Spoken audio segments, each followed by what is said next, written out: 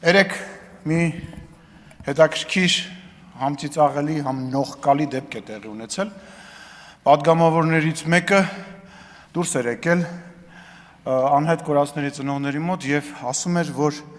դե դիմացեք 2 ամիս բան մնաց, հեսա ձեզ ռատ կանենք կեթակ, հեսա Նիկոլին ռատ կանենք իր ընկերներով կեթան, ու դա անում էր Հակոբ Ասլանյանը։ Ու գիտեք ինչ հիշեցի, թե ոնց էր մեր խմբակցության նիստի ժամանակ լաց լինում եւ աղաչում, որ ինքը մնա մեր խմբակցության մեջ, առաջարկություններ էր անում,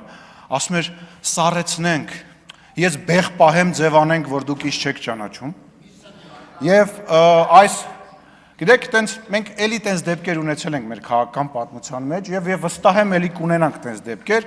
որ մարդիկ, ովքեր Նիկոլ Փաշինյանի sense շող կտենում են, իրանց թվում է այդ իրանք են։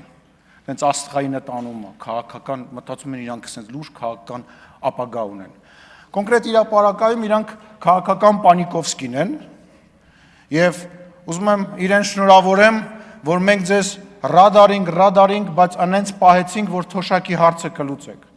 Այնուամենայնիվ թոշակը կստանաս, հա, մի անհանգստացի, բայց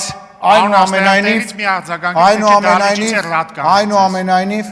ամոթ է ձեզ հավաք պահեք եւ ձեր չափի մեջ պահեք։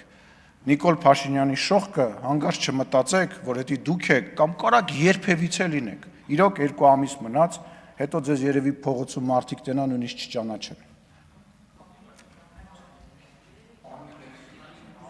Մտքերի փոխանակությունն ավարտվեց։ Տիկին Ջուլհակյան, ով էր, չունենք, հա։